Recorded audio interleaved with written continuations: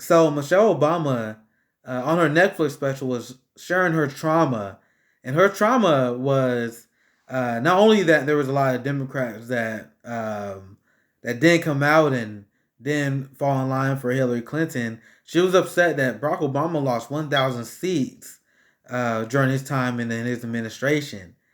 Well, Michelle Obama, you wonder why. You wonder why. So I'm one of those people that was a very enthusiastic Obama supporter in 2008.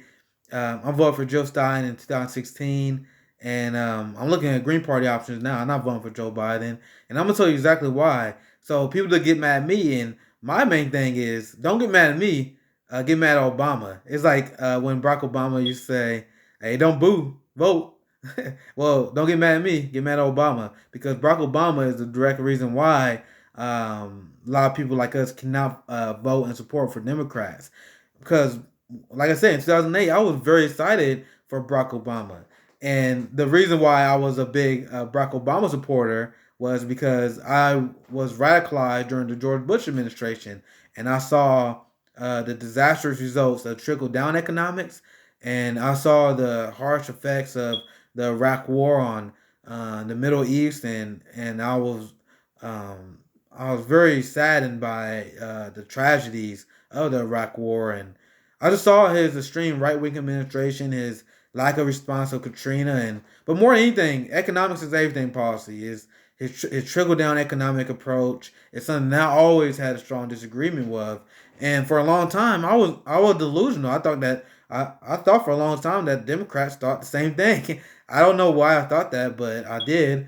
Um, and I remember when Barack Obama came out on the scene, he was very anti-Iraq War. And unlike Hillary Clinton, I remember back then, I was a senior in high school during that election. I made up my mind I would never vote for anyone who voted for the Iraq War. A long time ago. So you can't get mad at me for not voting for Joe Biden, who record on foreign policy only got in worse because of the Barack Obama administration. But don't get. I'm gonna get into that a little bit later here. But Barack Obama had all the accolades. He ran as progressive. He got all of us excited, and we delivered that victory for Barack Obama in 2008. Don't get it twisted. We delivered that victory for him, and what we get a response since Barack Obama knew he had the black vote and the youth vote assumingly locked down, he abandoned our communities. And during the Wall Street housing crash, he sided with Wall Street, and he sided against Main Street. And this is something I bring up all the time. I dare any Joe Biden supporter to bring up their record on income inequality and black wealth, because not only it wasn't an accident that black wealth tanked under the Barack Obama administration. There was a giant global financial crisis in 2008, and you can have policy that can uplift our communities. You can implement UBI. You can have mortgage forgiveness. You can have a lot of progressive ideas that uplift the black communities. You can nationalize the banks, and that way we can keep our houses and we can stimulate the economy by having bail out of the American people instead of the banks. But the Barack Obama administration, he decided to side with the banks. They took our houses. He gave bonuses to the CEOs who had illegal mortgage fraud that illegally took our homes. So that is directly responsible for black wealth tanking. Barack Obama continuing neoliberalism and continuing to push trickle down economic policies from the George Bush era, like deregulating Wall Street and making the Bush tax cuts permanent, is the reason why black income inequality is continue to tank, and we continue to have 1/10 the wealth of the average white family because of the neoliberal policies that Barack Obama supported. So my question to people is, given how Barack Obama through his economic policy, which that all politics is about, economics, how can you give me the support of a guy who destroyed our communities like Barack Obama, right? And my theory, and anyone who understands intersectionality understands this as well. If you if you do have policies that abandon the black working class, you're gonna lose everyone else in a domino effect, especially as a Democrat. because it wasn't only the black families that Barack Obama went after. Trust me, he went after a lot more than black families. He was a deporter in chief. He deported more people than George Bush and Bill Clinton combined. So there are a lot of people that don't understand that Joe Biden, he has a major electability issue, um, because the Hispanic community feel the pain of the Barack Obama administration. White liberals ignore it. They wish it not true. White liberals, they are only immigration activists during Republican administrations. But this is why Barack Obama was so destructive. Barack Obama was so destructive because he put immigration activists to sleep.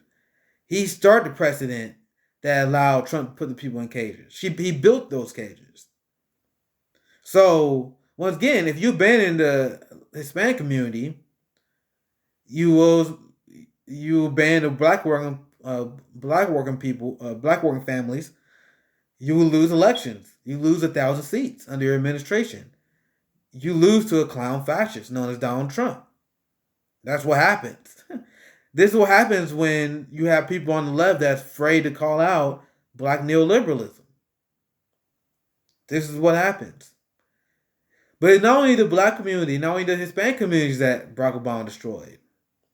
Because I'm a very big believer that foreign policy is connected to our life as well. Because we spend all this money on wars that we're not spending in our communities. Instead of investing in the black community, instead of having a real black agenda, you have us spending all this money on bombs.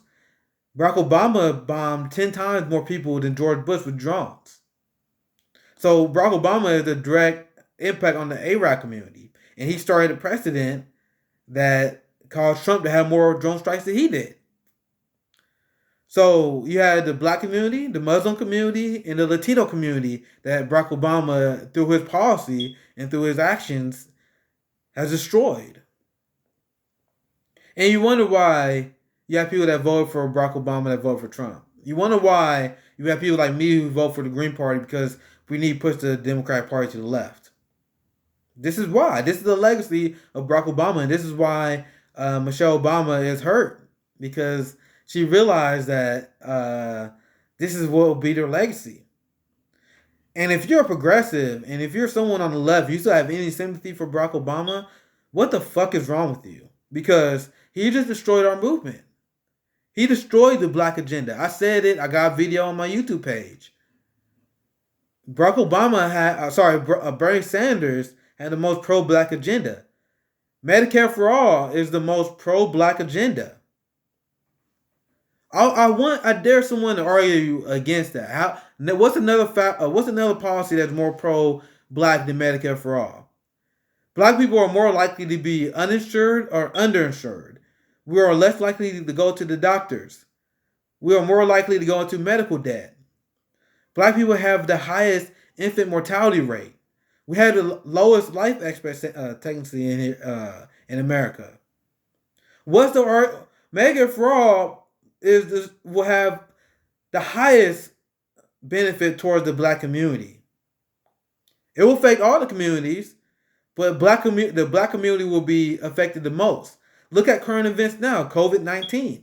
We are being killed by far in the most insane rates because of COVID-19. So if you want to argue that there's any other policy that's more pro-black, you're delusional. Just because something targets directly the black community doesn't mean it's the most pro-black policy. Saying that you don't have a black community investment program, just because you name a policy black, doesn't make it the most pro-black policy. Bernie Sanders supporting tuition-free public college, canceling student loan debt. No one have a higher rate of student loan debt than black people. So this is the policy platform that Barack Obama came out against. And he rallied behind the guy who said he'd veto Medicare for all. He rallied behind the guy who said he's going to veto the most pro-black policy platform you can put for right now. And you want to shame me and say that I'm unreasonable because I said I'm not going to vote for Joe Biden? And Michelle Obama want to cry and say and uh and want to pretend that we're unreasonable because we didn't vote for Hillary Clinton in 16 and we're not going to vote for Joe Biden in 2020. You're delusional. And what happened? I brought it up earlier. Barack Obama assumed that he had the black vote locked up. He assumed he had the youth vote locked up. So he had policies that didn't win them over. So if you abandon healthcare, you ban housing reform, you banning living wage, if you ban legalizing marijuana, if you do all the things that Barack Obama has done throughout his time, if you ban the black working family, you ban Latino working family, you will lose elections. And not only that, it's the white working families they also abandoned. You have white women who voted for Trump in 2016. Why do you think that is? That fact shocks liberals. It doesn't shock me. It doesn't shock me at all. Because if you have Clinton supporting NAFTA, you have Barack Obama supporting TPP, and let's say you have a breadwinner in the family, just for example, right? And he loses his job because of these disastrous trade deals. That affects white women just as much as it affects white men. So these white women seeing these disastrous trade deals, and they don't support them just like the white men who do. The people that assume that just white men are turned off by these policies are inherently sexist as well.